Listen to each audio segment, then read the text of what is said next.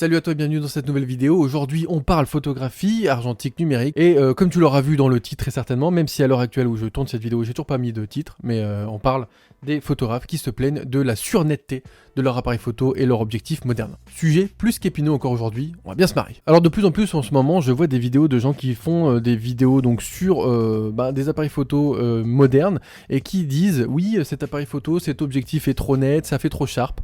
Alors jusqu'à il y a pas longtemps pour moi Sharp c'était surtout des écrans de télé. Critique pas hein, chacun sa génération, chacun son délire, tout ça, un petit peu d'humour, ça fait pas de mal.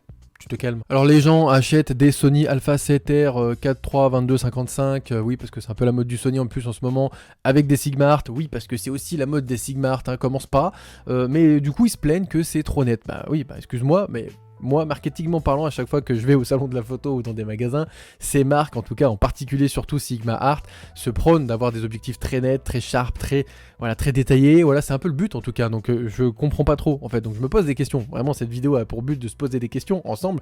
Pourquoi se plaignent-ils de cette surnetteté ? Pourquoi achètent-ils des appareils photo et des objectifs de cette gamme-là alors qu'on sait très bien que ces marques-là et ces gammes-là sont faites pour avoir de la netteté, du piqué incroyable. C'est fait pour ça. T'as qu'à acheter un appareil photo ou des objectifs plus anciens, eh ben crois-le ou pas, ils l'ont fait. Ils ont acheté des objectifs plus anciens et ils ont appelé ça vintage. Ouais, vintage. Alors moi ça me fait un peu rire ce terme vintage parce que je trouve qu'il est utilisé un petit peu à toutes les sauces, ça va plus ou moins rien dire en ce moment. Mais voilà, donc apparemment l'argentique c'est devenu vintage, que veux-tu ? Nous sommes donc des gens vintage. Alors avec ces objectifs qui apporteraient un côté un peu laiteux, alors je sais pas toi mais moi les miens, mes objectifs, le 24 qui me filme et le 35 qui me filme d'habitude sont des objectifs argentiques et ils ont pas le rendu laiteux. J'aurais peut-être dû les tremper dans mon Benko, je ne sais pas, dommage. C'est peut-être une erreur de ma part. On obtiendrait donc des images plus ou moins laiteuses, plus ou moins vintage, plus ou moins, on va dire naturelles, sans passer par la post-prod. Mais on passera quand même 4 heures sur Lightroom pour changer les colorimétries, pour changer tout ça.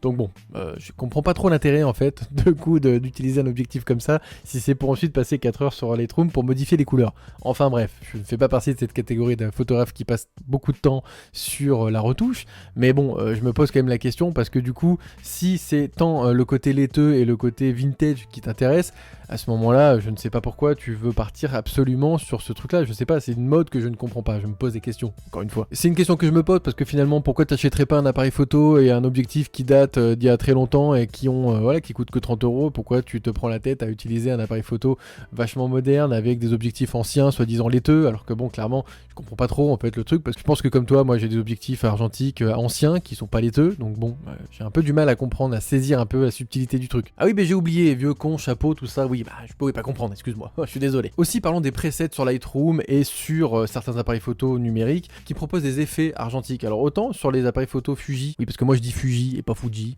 ouais, chacun dit ce qu'il veut, moi je dis Fuji, c'est comme ça. En tout cas sur les appareils photo Fuji, je trouve que les presets style pellicule sont plutôt bien gérés et je trouve que pour une marque qui a fait des pellicules pendant quelques années, c'est plutôt assez bienvenu, même si bon, il ferait mieux peut-être certaines fois de continuer leurs pellicules plutôt que de les intégrer dans leur appareil photo. C'est pour moi peut-être un côté de continuer à faire un peu de la photographie argentique tout en continuant à faire du numérique. Ça peut marketingement peut-être être un peu intelligent. Après par contre, le fait d'avoir des presets Lightroom qui te font l'effet argentique sur ta photographie numérique, là j'ai un peu plus de mal à comprendre. Alors je peux comprendre que l'argentique ça peut peut-être paraître cher et peut-être un peu techniquement compliqué par rapport à certaines pratiques en numérique, mais est-ce que c'est que ça l'argentique? Est-ce que c'est que le coût de ta photo? Est-ce que c'est pas le fait de prendre plus de temps pour faire des photos? Est-ce que c'est pas le fait justement de pas avoir une carte 64 Go où tu vois directement ton rendu direct? Pour moi ça va un peu plus loin que juste le fait que ça a un style, un look, parce que je fais pas de l'argentique pour le look argentique, je fais de l'argentique parce que j'aime ce côté un peu temporalité arrêtée, suspendu, le côté un petit peu je vois pas ce que je fais directement, le rendu est plus tard, enfin voilà, je fais pas de vraiment d'argentique pour ça, moi, même si effectivement tu as certaines pellicules et certains objectifs qui vont te donner des rendus différents, ça c'est sûr, mais prioritairement est-ce qu'on fait vraiment de l'argentique pour le look argentique? Je suis pas vraiment convaincu de ça. Et enfin il y a encore une nouvelle mode aussi qui s'est développée, décidément, les gens donc qui utilisent des frames autour de leur appareil photo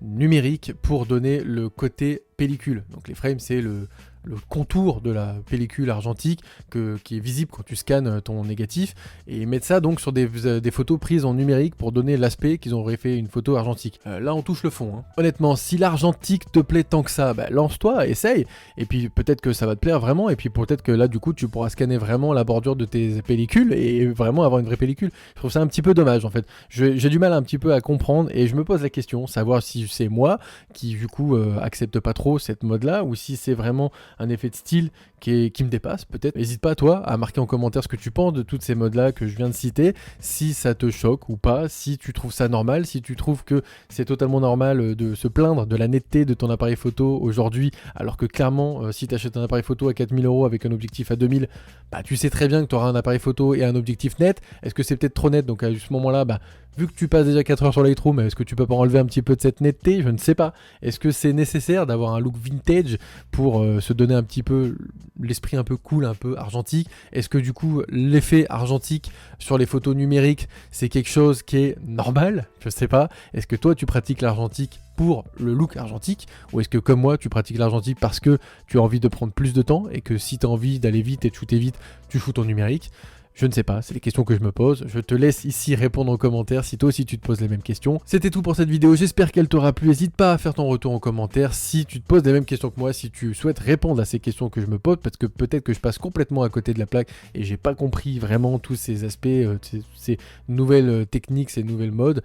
Et puis on se dit à très bientôt pour une prochaine vidéo qui parlera forcément de photographie, argentique, numérique, peu importe, comme tu le sais sur cette chaîne. D'ici là, sors faire des photos, puis on se dit à très bientôt. Et si tu aimes l'argentique, lance-toi, vraiment, achète un appareil photo qui coûte pas très cher, des pellicules, et puis fais de la photo argentique. Salut!